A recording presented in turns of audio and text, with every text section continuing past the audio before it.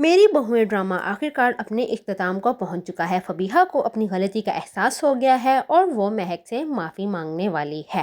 آصف صاحب ان کے بچے اپنے باپ کے ہاتھ میں دکان کی چابیاں دیتے ہیں اور کہتے ہیں کہ یہ وہی آپ کی دکان ہے جس کا آپ نے خواب دیکھا تھا، اور ہم تینوں بھائیوں نے مل کے آپ کے خواب کو پورا کر دیا ہے، اور اس خواب کو پورا کرنے میں ایمان بھی ہر قدم پر ان کے ساتھ ہے۔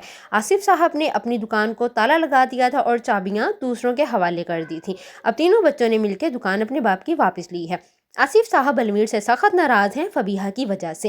المیر ان کی منت کرتا ہے کہ میری بات سن لے، لیکن آصف صاحب جب انکار کرتے ہیں تو المیر بتاتا ہے کہ میرا بچہ ہاسپٹل میں ہے، وہ ننھی سی جان پہ ہمارے گناہوں کا عذاب آیا ہے۔ تو اس پر آصف صاحب کہتے ہیں کہ یہ کوئی سزا نہیں ہے، آزمائش ہے۔ فبیہہ روتی ہے کہ میرے گناہوں کی سزا میرے بچے کو مل رہی ہے۔ آخرکار وہ ہمت کر کے مہک کے پاس آتی ہے اور مہک سے کہتی ہے کہ میں نے آپ کو بہت ہرٹ کیا ہے، بہت تکلیف دی ہے، مجھے معاف کر دے، میرا بچہ اس وقت زندگی اور موت کے منہ میں ہے، شاید آپ کی معافی میرے بچے کی زندگی بچا سکتی ہے۔ خیر مہک معاف کر دیتی ہے سب کچھ بھلا کے، اور فبیہہ کو کہتی ہے تم پریشان نہ کرو، ارحم میرا بھی بچہ ہے۔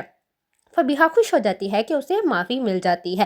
آصف صاحب جو کہ اپنے بچوں کی وجہ سے بہت پریشان تھے، انہی بچوں نے اب اپنے باپ کو زندگی بھر کا سکون دے دیا ہے۔ انہوں نے اپنے باپ کی دکان کو واپس لے لیا۔ آصف صاحب کے ساتھ تینوں بچے وعدہ کرتے ہیں کہ وہ تینوں مل کر ان کے کاروبار کو سنبھال لیں گے۔